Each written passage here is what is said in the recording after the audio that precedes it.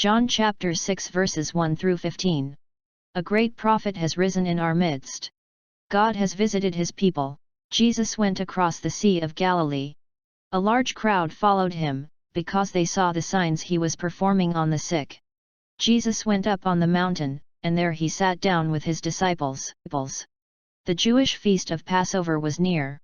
When Jesus raised his eyes and saw that a large crowd was coming to him, he said to Philip, "Where can we buy enough food for them to eat?" He said this to test him, because he himself knew what he was going to do. Philip answered him, 200 days' wages worth of food would not enough for each of them to have a little.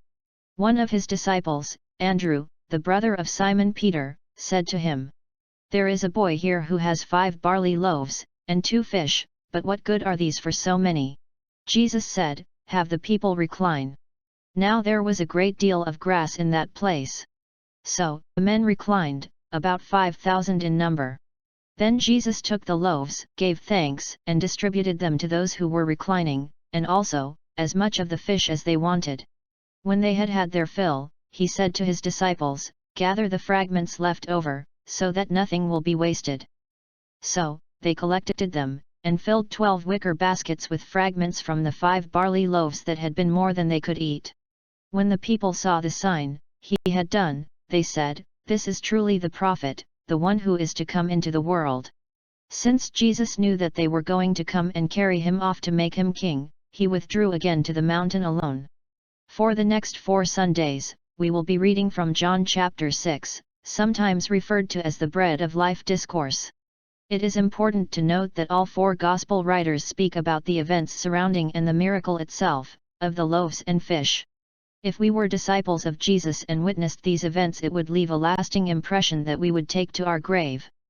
Chapter 6 contains Jesus' historic teaching about himself as the bread of life. Let's look at the contrast of opinions between Philip and Andrew. Philip took the secular world view, "We don't have the money, or the opportunity to feed this huge crowd." His real answer was, "They go hungry because there is nothing we can do."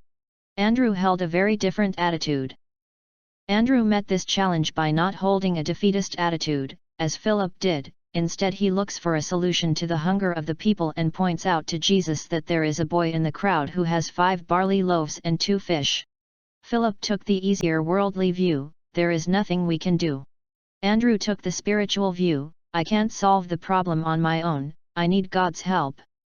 Certainly, the 5,000 men, the only ones counted, brought their wives and family, so the crowd would have been even greater than 5,000. Barley loaves were considered to be food for the poor. Some consider these 5 barley loaves to represent the 5 books of Moses. Still others feel that they represent the spiritual bread on which we live. Still others consider them to represent the manna that God gave the Israelites in the wilderness. The 12 baskets represent the 12 tribes of Israel.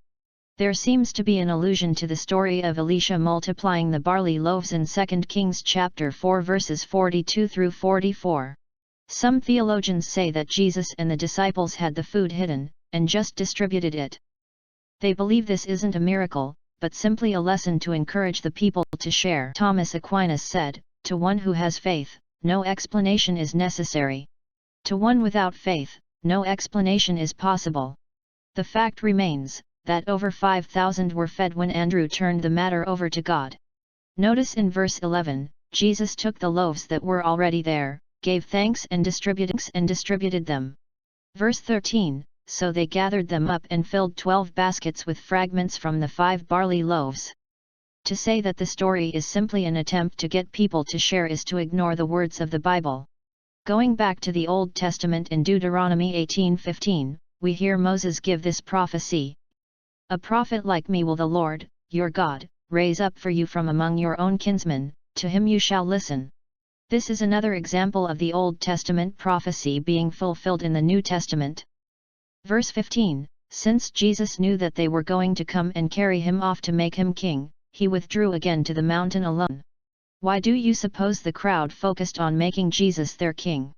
When Jesus gave them what they wanted, he was their hero, their Messiah, the prophet which Moses had promised. But are we any different from the crowd? When we want to be comforted, when we want strength to deal with life's troubles, there is no one so wonderful as Jesus. At these times we pray, we attend church, we examine our conscience, we seek His counsel, and attempt to walk in the righteous path of life. Maybe we are like the crowd, we love Jesus for what we can get out of Him, instead of thanking Him for His many blessings. Stay positive. Sometimes you don't even realize you're blocking your own blessings by thinking negatively, and holding on to the past. Learn to let go. Germany, Kent.